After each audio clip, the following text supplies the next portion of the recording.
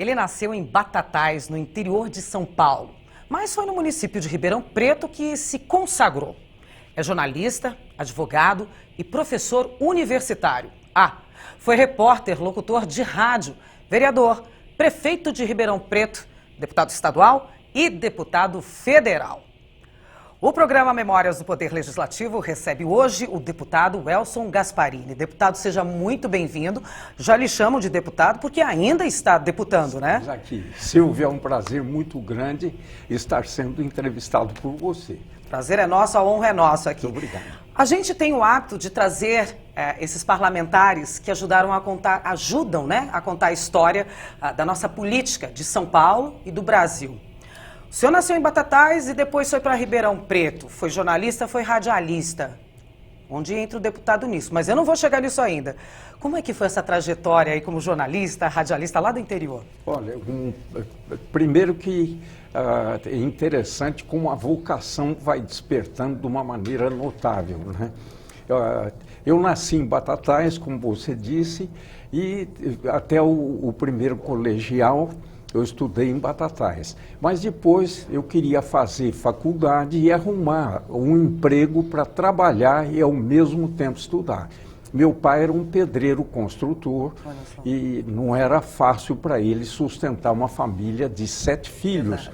Então, mas ele nos dava a oportunidade, se quisesse estudar, poderiam estudar, que ele garantia o sustento da família. Então, eu fui estudar e quando eu cheguei em Ribeirão Preto, eu estava procurando emprego. Fui para uma escola estadual, né? Quantos anos o senhor tinha? Eu tinha, na época, 16 para 17 anos. Muito novo ainda.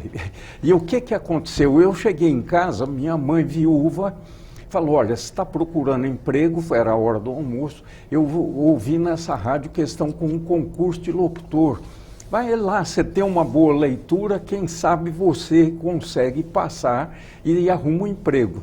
Eu fui, me inscrevi, passei em primeiro lugar, fiquei imediatamente com uma profissão, radialista. Né? Radialista. Depois eu ainda mantinha contatos com Batatais, ia namorar lá aos domingos e outras coisas.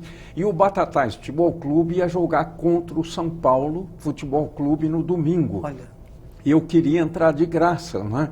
Então eu sabia que jornalista não pagava.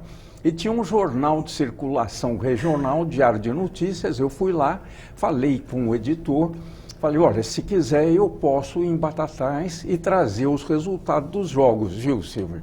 Ele falou, não, então me faz esse favor, nós queremos sim. Eu falei, então me dá uma credencial de repórter. E naquele tempo era fácil isso, não tinha tanta fiscalização, né, trabalhista. Já tinha faculdade? Então, nem tinha faculdade de jornalismo? Não tinha, naquele tempo ainda não. Então eu fui no jogo em Batatais, mas tudo bem, estava com uma folha de papel, anotando quem marcava o gol. Nisso o alto-falante anunciou, está visitando Batatais o governador de São Paulo, Jânio Quadros. E ele está aqui no palanque de honra, não sei. Eu falei, nossa, eu vou buscar uma mensagem dele para Ribeirão Preto. Vi a vocação de repórter, de jornalista, né? Como surge assim. E eu fui com a credencial, fui passando, cheguei ao governador e falei, governador, eu sou repórter de Ribeirão Preto, queria uma mensagem sua, né? Ele pegou, tinha uma pessoa sentada do lado dele, ele pediu, dá um lugar aqui para o repórter, que eu quero dar uma mensagem para Ribeirão Preto. E eu com o papel anotando como se fosse um taquígrafo, né? Mas só riscava assim. Não tinha gravador, não tinha nada disso, era caneta e um papel ali. Daí ele falou, diga a Ribeirão Preto que no mês que vem eu vou visitar a cidade, vou levando boas notícias. Afinal, eu voltei para Ribeirão, levei 6 linhas sobre o jogo. Juiz, quem marcou os gols, e levei uma página e meia da mensagem do governador de São Paulo. Quando eu entreguei, o chefe do jornal, chefe dos repórteres, falou, escuta, você não quer trabalhar aqui de repórter? E eu procurando emprego, eu já tinha arrumado de radialista e naquele tempo o jornal era à noite, né? Falei, não, eu aceito sim, quero. Daí começou a minha carreira de radialista. Meu Deus. E graças a Deus desenvolvi tanto que eu fui presidente do Sindicato dos Jornalistas de Ribeirão Preto. Várias vezes. E participei ativamente no rádio e no jornal. Como repórter, como jornalista, a gente tem, eu estava até comentando agora na redação, a gente tem um DNA, né? A gente tem uma assinatura. Qual era o seu jeito de escrever? Era um jeito mais poético? Era um jeito mais brincalhão? Era um jeito austero? Não, austero. Eu era principalmente descrever o que estava acontecendo. As mensagens, se era um entrevistado ou fazendo o acompanhamento de uma solenidade, e eu tive sorte, porque fui destacado para fazer a cobertura das sessões da Câmara Municipal. Para mim foi uma faculdade política. Eu aprendi porque eram vereadores, muitos eram inteligentes, capazes, e ali eu fui absorvendo todas aquelas definições de importância na vida política, não só da cidade, mas também nacional. Quantos anos o senhor tinha? Ali 18 anos, mais ou menos, 18 para 19 anos, né? Mas em seguida, daí eu fiz a carreira de jornalista, de radialista, né? E graças a Deus tive sucesso nessas áreas. A gente está falando do Diário de Notícias e estamos falando da ZYR-79. E também da Clube, Clube. Da Rádio Clube de Ribeirão Preto. Eu fui tão feliz que o diretor da Rádio Clube, depois que eu trabalhei 1 ano e meio, 2 anos na 79, o diretor da Rádio Clube me chamou e falou, olha, eu gostaria que você viesse para cá, quanto você está ganhando lá? Eu falei, o salário foi, eu pago o dobro, vem para cá. Não eu fiquei naquela alegria, mas eu fui conversar com o diretor da minha rádio, eu gostava muito, falei, olha, eu tenho uma proposta, mas é o dobro do salário. Mas se for a mesma coisa, eu fico aqui. Ele falou, não, sei, eu não posso pagar isso aqui, que eu crio um problema na Folha. Você vai lá e, dando certo, se um dia eu puder, eu lhe trago de volta. Aí eu fui e, graças a Deus, fiquei ali 1 ano e meio também. Daí o diretor da rádio onde eu trabalhei antes me mandou chamar e ofereceu o dobro para eu voltar. Foi uma carreira linda, sabe? E então voltei ganhando o dobro do que eu ganhava antes. E aí, na sua cabeça, naquela época, você radialista, jornalista. Não, mas aí a vocação surgiu e eu fui candidato a vereador, né? Fui eleito vereador. Graças a Deus, uma votação muito bonita. O senhor já pensava nisso, assim? Não, foi nas reportagens, eu fiquei conhecendo os problemas da cidade, me interessei pelos problemas estaduais, nacionais, e a Rádio Record, aqui de São Paulo, o diretor, na época, me chamou e ofereceu para eu vir para a Record.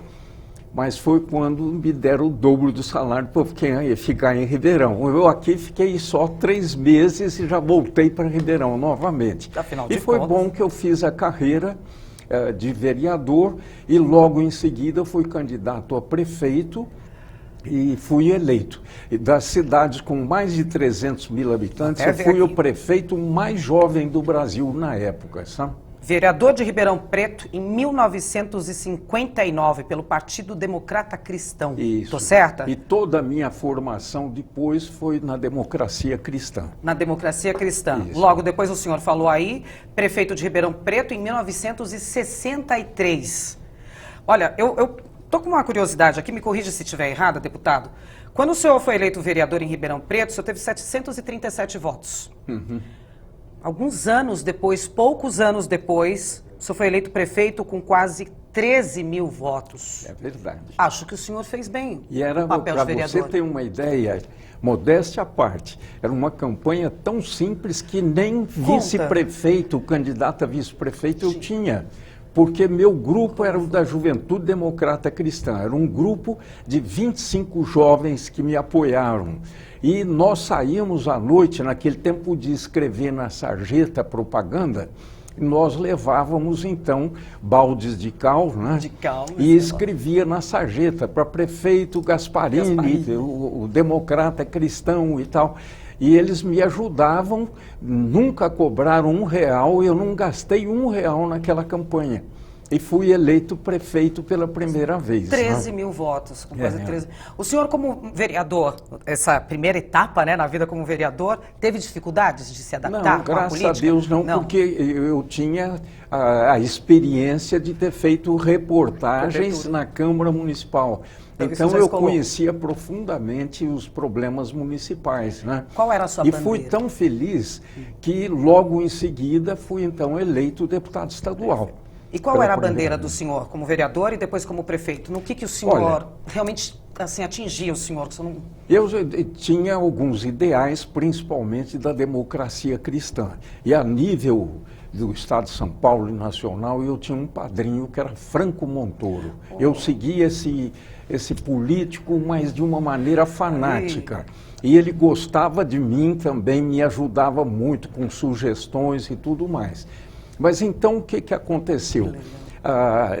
Sendo eleito prefeito, esteve em Ribeirão Preto o cônsul do Brasil, o embaixador americano veio a Ribeirão Preto e soube que tinha um prefeito jovem ali, quis me visitar. Quantos anos? Naquela época, 24 anos, por aí. Daí, o que ele fez? Dali um mês, eu recebi uma carta dele dizendo que o presidente John Kennedy, que na época era John Kennedy, me convidava para um curso de liderança nos Estados Unidos e ficaria muito contente se eu aceitasse. Vê como eu consegui me desenvolver. Fui para os Estados Unidos. Eu fui recebido em Washington, porque o presidente não estava lá, pelo irmão dele, Robert Kennedy, e a esposa dele, Ethel Kennedy, me receberam com uma distinção enorme, né? Eu tenho depois cartas dele dizendo que ficou muito feliz de me conhecer e que gostaria de vir na minha cidade. Mas ele foi assassinado logo depois, né? E ali nos Estados Unidos eu aprendi coisas notáveis. Por exemplo, a defesa do meio ambiente. Aqui no Brasil nem se falava nisso. Nem sonho. E eu, à noite, no hotel, eu ligava assim o televisor e ouvia debates sobre a defesa do meio ambiente. Eu cheguei no Brasil, em Ribeirão Preto, fanático por isso. Para ter uma ideia, na época, eu tomei uma série de providências na defesa do meio ambiente. Praça pública, por exemplo, que era importante, né? Eu fui chamado prefeito das praças, de tantas praças que eu fiz em Ribeirão Preto. Você ia pessoalmente, você ia lá? Ia fazia a inauguração com a população do bairro, que ficava tudo contente com isso, né? Era importante para o senhor? Sim, o tratamento da água, início do tratamento do esgoto, uma série de providências em defesa do meio ambiente. E graças a Deus, nessa linha ali, eu fui bastante para frente. A área cultural, eu tenho a honra de falar que construí em Ribeirão Preto o Teatro Municipal, Teatro de Arena, a Casa da Cultura e também o Teatro Pedro II, que estava abandonado há 10 anos, eu comecei toda a restauração daquele prédio também. Então foi mais um teatro para Ribeirão Preto, né? Ribeirão Preto é uma cidade de super grande, imenso destaque no estado de São Paulo. É como se o senhor estivesse falando que foi prefeito de uma São Paulo em proporções menores, porque ela tem, né, uma pluralização, uma publicidade muito grande no resto do país, né? Tanto com agronomia, faculdades, enfim, políticos que vieram de lá. Mas o senhor estava falando, o senhor disse do senhor como prefeito 4 vezes. Nas 4, a primeira fui o prefeito das praças, segundo o prefeito das avenidas. Eu fiz mais de 10 avenidas em Ribeirão Preto. E são ótimas. Lindos, que naquele tempo não se falavam em mobilidade. Eu trouxe dos Estados Unidos, aí eu esqueci de lhe falar. Depois, eu fui muito privilegiado. Depois disso, eu recebi um convite do governo alemão para passar 60 dias na Alemanha. Aí eu estava com o presidente da Associação Brasileira de Municípios, que representava todos os municípios do Brasil. Eu era prefeito, mas era presidente dessa entidade também. Então o governo alemão me convidou para ir a à Alemanha fazer um curso de administração pública, tudo às custas do governo alemão. Eu era recebido pelos prefeitos das cidades principais da Alemanha e eles me mostravam todas as obras que estavam realizando, então voltei cheio de ideias, sabe? Deus me protegeu demais. E ali a Fundação Alemã para o Desenvolvimento Internacional, era como chamava essa fundação. Aliás, na época, eu recebi convite para ficar na Alemanha, lá na fundação. Mas eu quis continuar a minha vida na minha querida Ribeirão Preto. Para sorte nossa. Para sorte nossa. Obrigado. Para sorte nossa. Mas então eu fui desenvolvendo assim, fui muito protegido. Eu falei do Franco Montoro, ele já faleceu, mas quero prestar essa homenagem. Para ter uma ideia, quando eu ingressei no partido dele, mas eu já vinha da Democracia Cristã. Eu era deputado federal e ele também. E ele gostava demais de mim. E o partido aqui em São Paulo ia eleger um novo diretório no Estado. E ele chegou para mim e falou: Gasparini, eu vou lhe colocar como vice-presidente do partido em São Paulo. Mas Montoro, eu entrei faz um mês, né? Não, mas me deram o direito de indicar o vice, vai ser você. E eu fiquei todo contente, mas na hora alguns membros antigos reclamaram, mas como o deputado Gasparini entrou agora no partido, 30 dias já fica na vice-presidência? Ele falou: olha, se vocês não quiserem, eu vou embora. Vocês me deram a vice-presidência para eu indicar o meu candidato, o Gasparini. Veja que força que ele me deu. E eu fui eleito por unanimidade vice-presidente do partido. Não é? Vou pedir para o senhor segurar, então, rapidamente essa história, que a gente vai entrar nela. Nós vamos para um rápido intervalo aqui, só o tempo de tomar uma aguinha, mas daqui a pouquinho a gente volta com mais deputado aqui, o Elson Gasparini. Sai daí.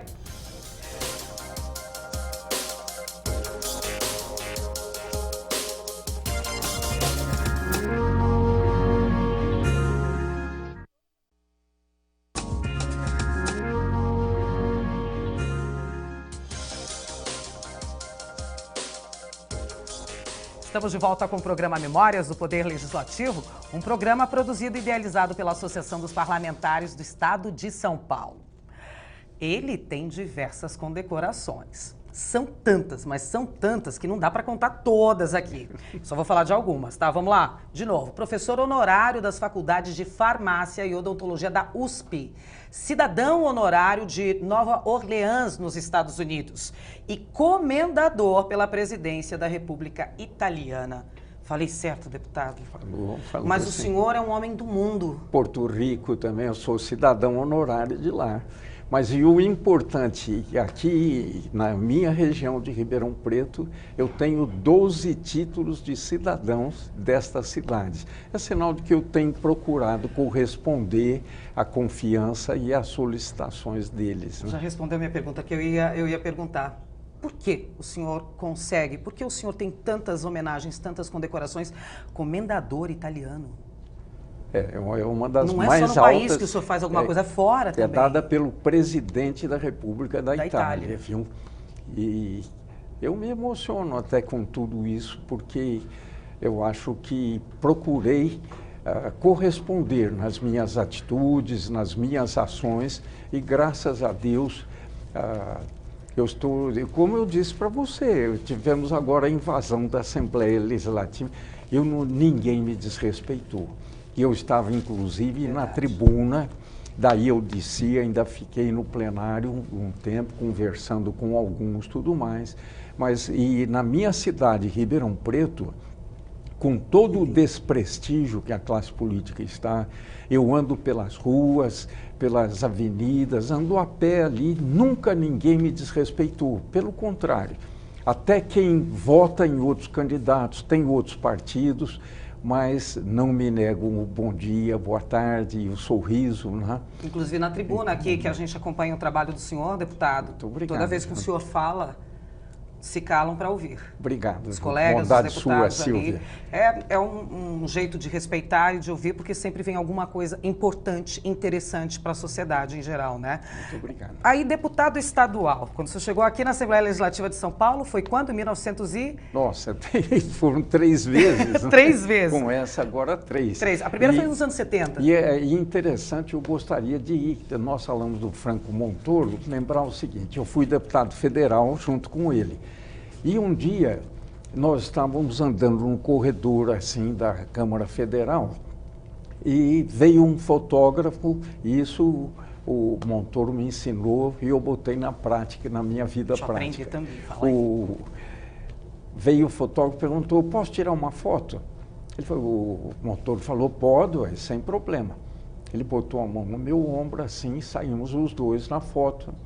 Quando o fotógrafo saiu, ele falou, Gasparini, nunca mais faça isso, viu? Ah, meu Deus. Eu falei, mas, Montoro, o que eu errei? Eu fiquei quieto e tal. Ele falou, aprenda isso. Quando vier um fotógrafo, mesmo se você estiver chateado com alguma coisa, tudo mais, sorria.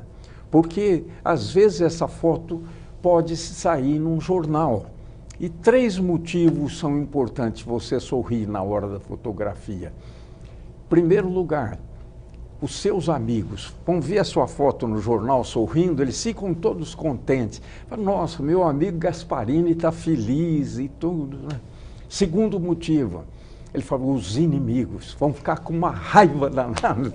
A gente é contra isso, aquilo, e o danado está feliz. Né? E eu falei, Montoro, e o terceiro motivo? Ele brincou, falou, gerente de banco.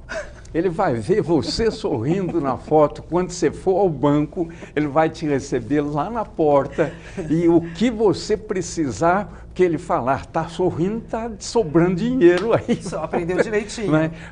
Você sabe, é uma brincadeira assim, mas desde aquele dia, você nunca vai encontrar uma fotografia minha em que eu não esteja sorrindo. E eu tinha um programa de rádio, inclusive, chamava Mamãe é Quem Manda no Rádio. E naquela época, então, era horário de almoço, as mamães trabalhando e participavam, eu fazia calouros por telefone, uma série de coisas. Que delícia! E daí, o que aconteceu? Eu usava um slogan também. Eu começava o programa assim, com um sorriso nos lábios e alegria no coração. Nossa, mano, pegou isso que foi. Elas me encontravam na rua, né? Sorriam e falavam, ó, com um sorriso nos lábios e alegria no coração. E não era forçado, porque tem gente que força o sorriso. Não adianta. Você vive feliz, se acredita que a vida é uma graça de Deus, mesmo nos momentos mais difíceis, né? Tudo isso é para o nosso bem. Então, você está sempre sorrindo nos momentos mais difíceis. Deputado, eu tenho aqui, me corrija se eu estiver errada, deputado federal em 94 com 60 mil votos, Partido Progressista Reformador. Depois, o senhor volta de novo a ser prefeito, em 2005. Deixa eu complementar isso aí que você está falando, que eu estava esquecendo de falar no programa. E é importante para pessoas que estão na política e às vezes perdem eleições. Eu ganhei muitas eleições, mas perdi também. E interessante, uma das eleições para prefeito eu fui 4 vezes eleito, mas perdi uma, que foi quando eu disputava pela 3ª vez. Mas perdi feio. Eu perdi, fiquei em 5º lugar entre os candidatos e larguei a política. Eu falei com a minha mulher, a Aurizinha, aliás, eu quero prestar essa homenagem, devo muito à minha esposa, a Auristela, a minha querida Aurizinha, né?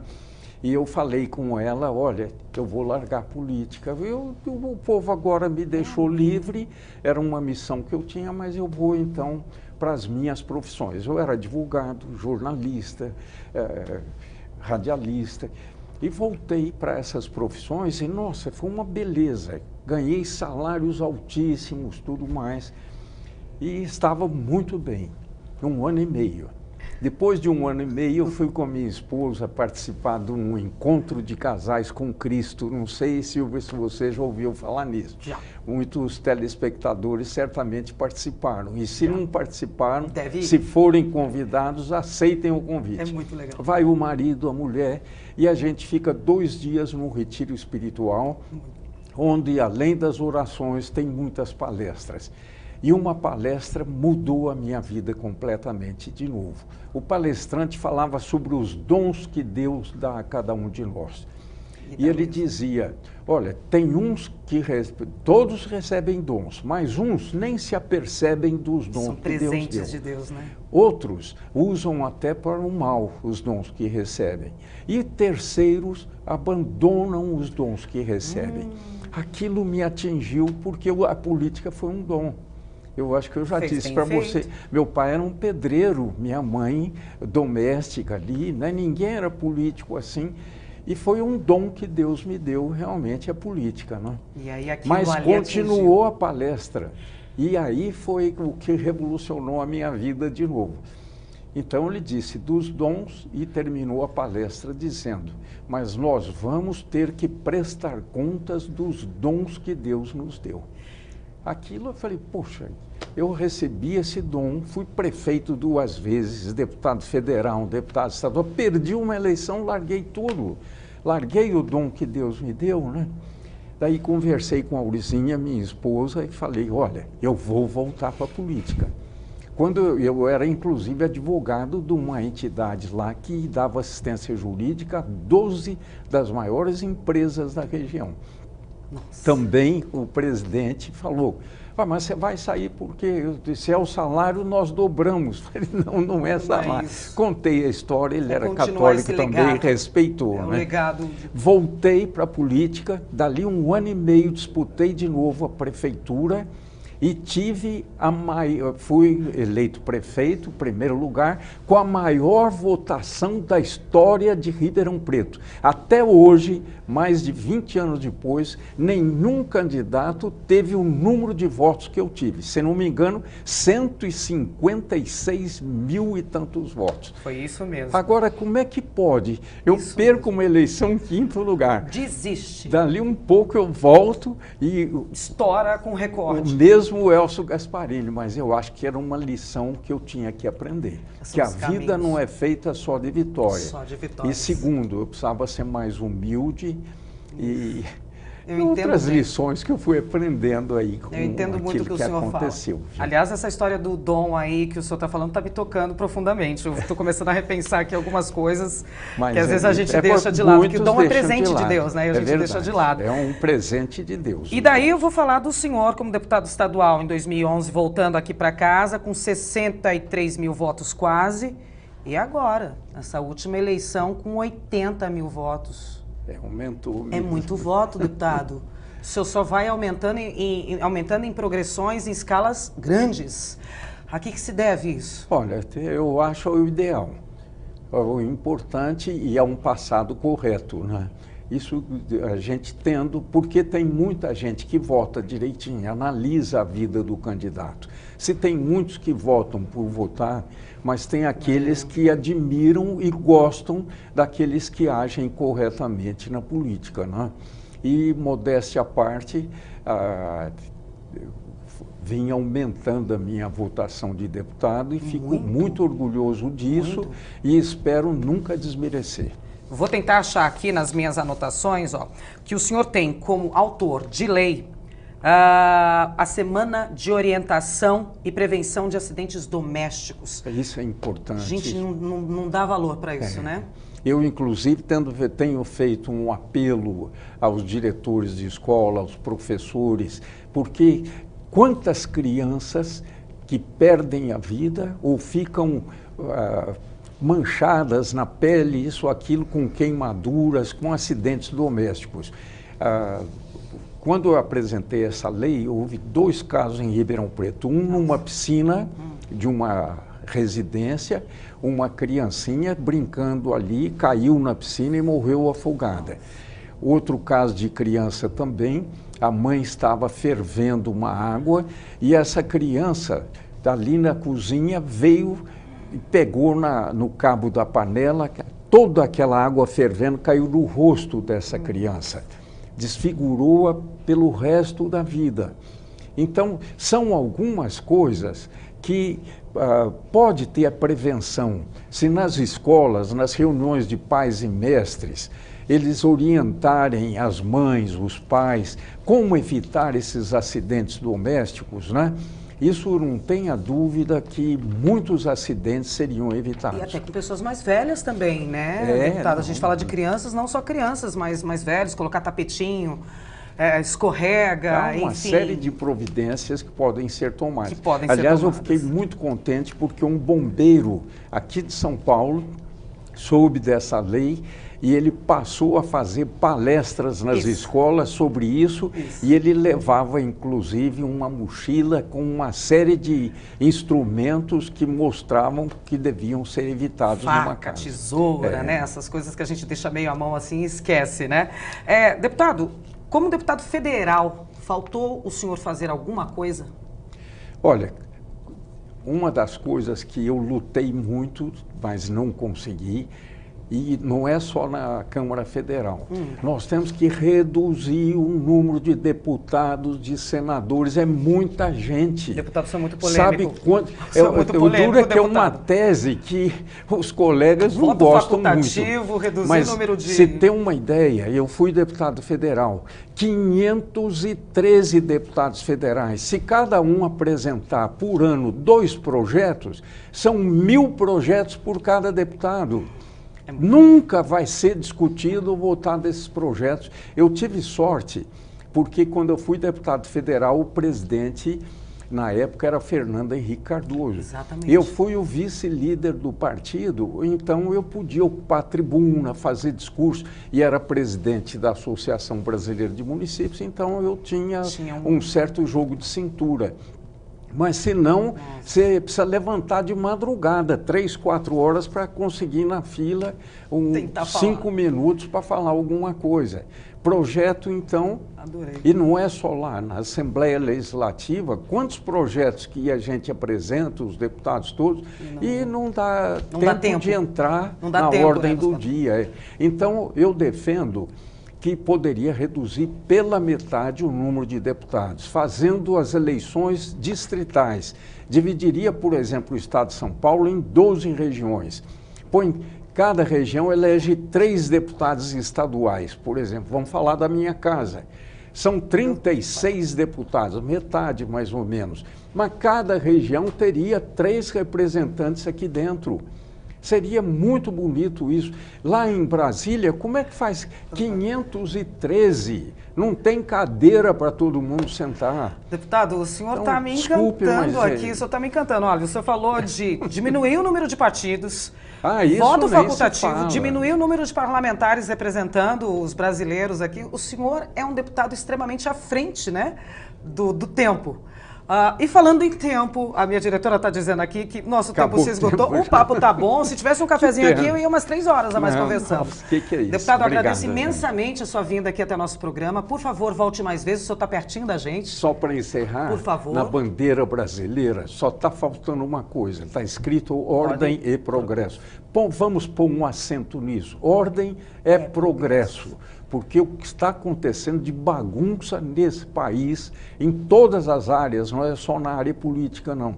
Nós precisamos demonstrar que o Brasil não é o que o general de Gaulle falava. O Brasil não é um país sério, não, é um país sério, sim. Agora, nós precisamos botar ordem em nosso país. E se não está sério, a gente refaz isso. Voltamos a deixar ficar sério, porque a gente é sério. Tá Obrigada, certo. deputado, mais uma Silvia, vez pela sua obrigado a você e agradeço obrigado. a toda a equipe aqui. TV Assembleia SP está de portas abertas para o senhor o tempo inteiro. E a Associação dos Parlamentares por essa gentileza. Tonico Ramos, um beijo grande. Bom, o programa Memórias do Poder Legislativo vai ficando por aqui com o deputado Elson Gasparini. A gente volta no nosso próximo encontro, hein? Não sai daí. Muito obrigado.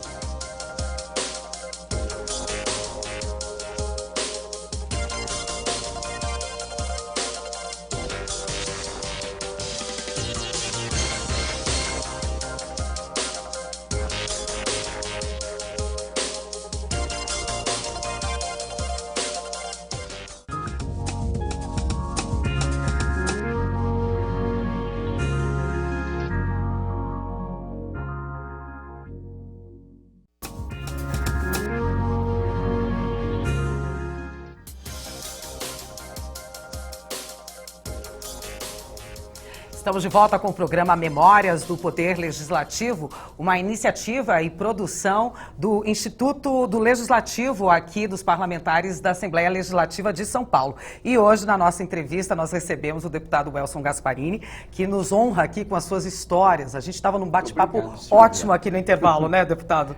Que eu estava falando que realmente parece que a gente chega nos Estados Unidos quando entra em Ribeirão Preto. Mas eu não quero falar disso daí, não. Estava falando de Franco Montoro, quando o senhor foi chamado por ele, enfrentou aí uma barreira para assumir a vice-liderança do partido, novinho que só ainda.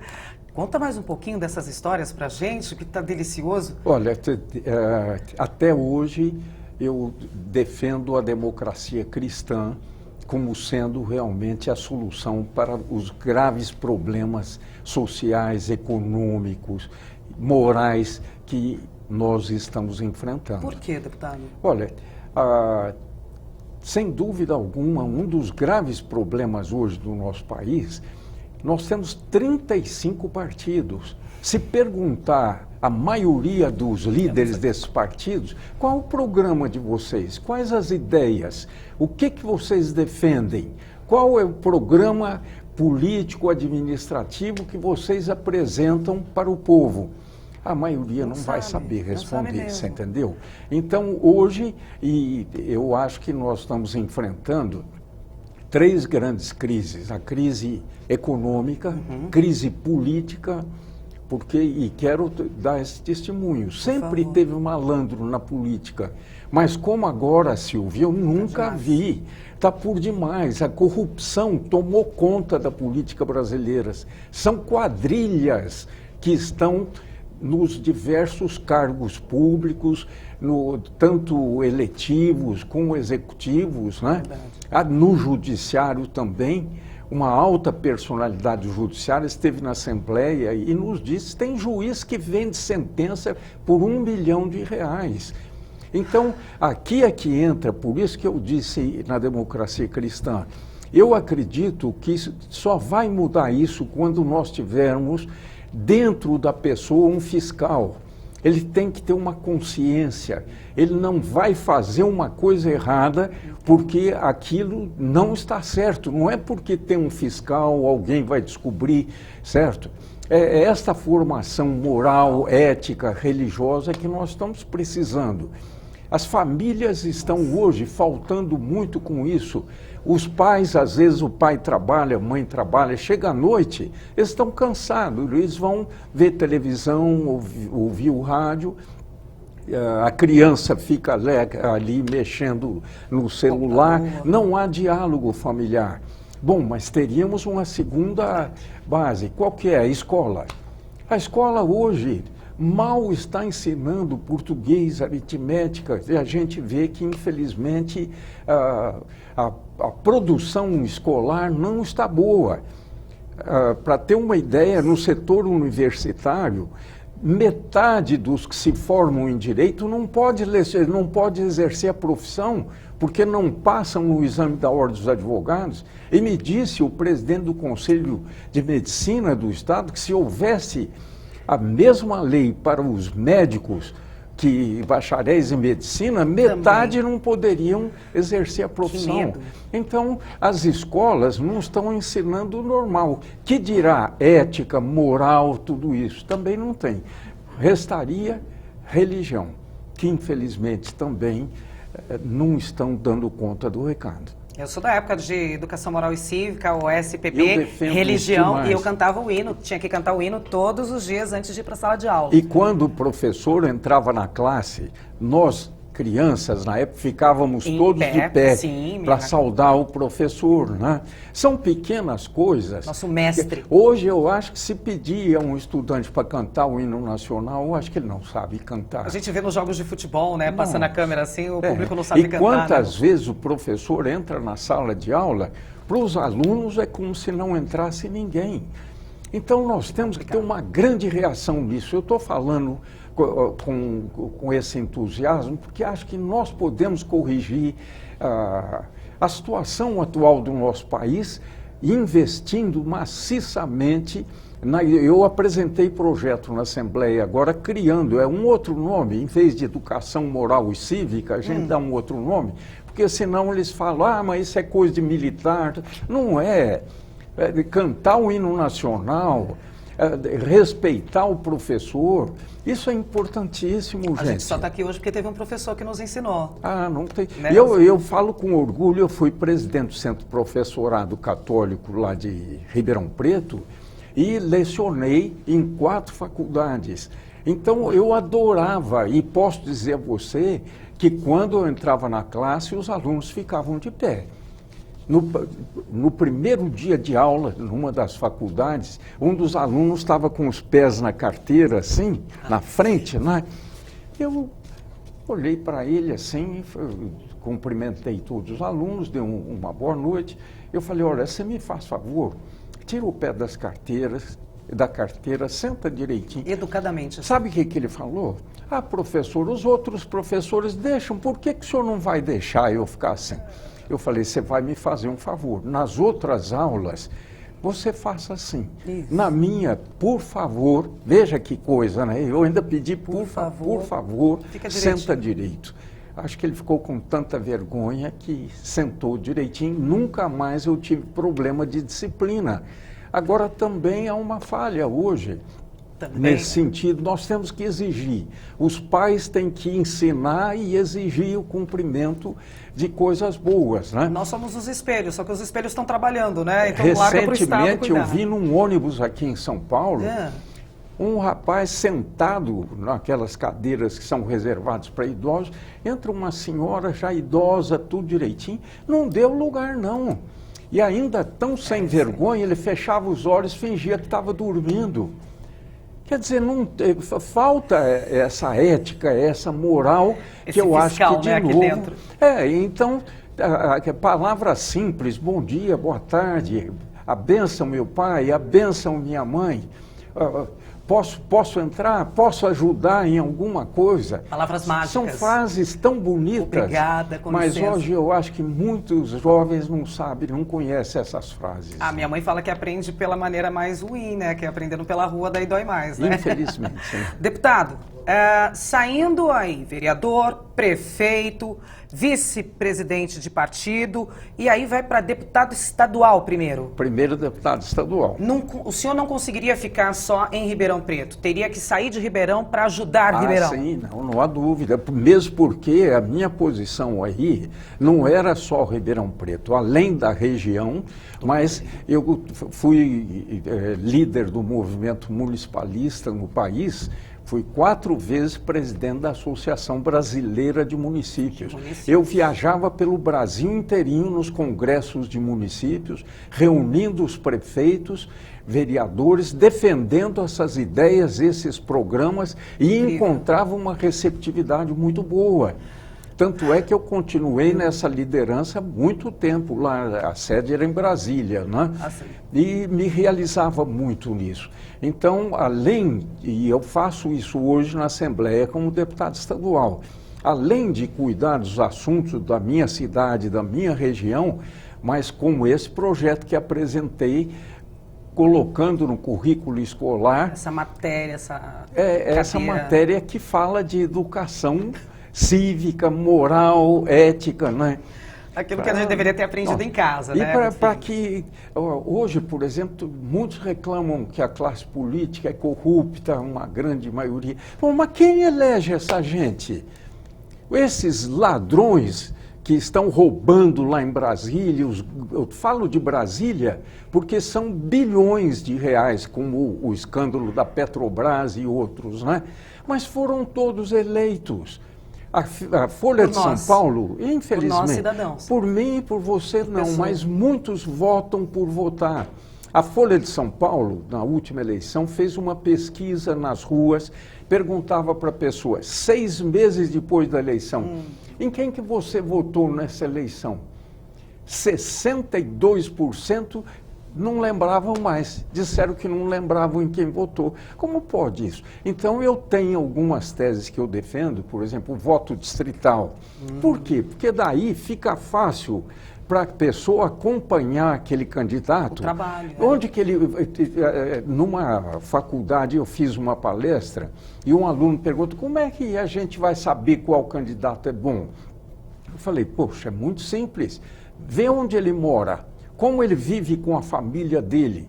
Se ele é um chefe de família, é um bom pai, é um bom marido, ou é uma boa esposa, ele é trabalhador, onde que ele trabalha? O pessoal gosta dele, né? Se ele já exerceu algum cargo público, ele fez coisas boas, qual é o passado dele, né? Então são sabe, coisas, né? Mas infelizmente tem muitos que votam por votar. Eu defendo inclusive o voto facultativo. Só deve votar quem quer votar, quem sabe a importância do voto. Hoje tem pessoas que vai votar porque é obrigado a votar. Deputado, isso é então revolucionário. Vota de qualquer jeito. Esse pensamento do senhor é revolucionário. Ah, mas defendo isso mesmo. Eu tenho algumas ideias assim que eu acho que não é fácil colocar em prática, né? Mas o ideal é isso, e preparar as pessoas. Onde estão os líderes nesse país que não ajudam a formar a nossa juventude? Por exemplo, agora estão vão caçar um monte de políticos. E os outros líderes, onde estão? Quais são os que virão, né? Hoje quem é tem essa uma cara? frase que diz o seguinte: quem está dentro quer sair, quem está fora não quer entrar. É a política. As pessoas de bem, as pessoas honestas, como eu falei de palestras que eu faço nas faculdades, tentando entusiasmar os jovens a ingressar na política, um deles, 2 dias depois, veio me procurar. Olha, deputado Gasparini, eu falei lá em casa para o meu pai que eu queria entrar na política, ser político, né? E aí? Ele virou para mim e falou, tira isso da cabeça, menino. Política é coisa horrível. Você tem que pensar em ganhar dinheiro. Veja uma profissão que dá dinheiro. Esquece de política, você não vai entrar nesse negócio de política, não. Né? Meu Deus do céu. Que nível que então, o que está faltando, eles entenderam. O Papa fez recentemente uma afirmativa que eu achei linda. Ele, quando esteve no Brasil... O Papa Chico, Francisco? É, o Papa Francisco. Ele esteve no Rio de Janeiro e ele deu uma audiência para jovens. Isso. E um dos jovens falou, Papa, o Brasil está terrível, é corrupção, é malandragem, é uma coisa terrível, são administradores que estão roubando dinheiro público. O que a gente pode fazer para modificar isso? E é textual aí, entre aspas. Eu até guardo isso e dou para amigos meus que estão na política. Ele disse assim, o que pode fazer? Ingressem na política. Porque a política, disse ele, quando feita com capacidade, com idealismo, é a maior prova de amor ao próximo. Porque com um ato, um político, um administrador público, um ato dele pode beneficiar de uma só vez milhares ou milhões de pessoas. Como se ele for corrupto, malandro, um ato dele pode prejudicar de uma vez milhares ou milhões de pessoas. Eu estava ouvindo... Então é ingressar na política. Mas onde estão os líderes que não entram? Então esses exemplos, esses mestres. Porque é fácil criticar, mas para você ter uma ideia, chega na época das eleições, são poucos os que se apresentam para as disputas. Agora, por exemplo, e eu defendo muito isso, vamos ter as eleições municipais. Isso. Eu sou municipalista. 2016. Calcula a grande chance que o povo tem. Escolha bem os prefeitos, os vereadores das suas cidades. Já pensou que beleza se nos 5.565 municípios as populações selecionassem os melhores para esses cargos, nós mudávamos a cara política do Brasil. Agora, mas infelizmente...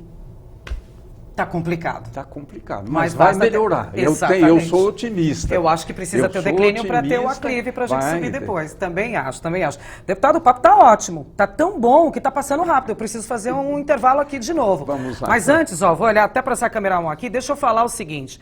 Presidente da Delegacia do Sindicato dos Jornalistas Profissionais do Estado de São Paulo, presidente do Centro de Professorado Católico, presidente da Associação Brasileira dos Municípios, como ele falou aqui, professor de Ciência Política, professor de Direito Administrativo, professor de Direito Usual, de Ética e Legislação dos Meios de Comunicação e conselheiro da FAESP, Federação de Agricultura do Estado de São Paulo. Ufa! Daqui a pouquinho, tem mais um pouquinho disso aqui no nosso programa. Não sai daí!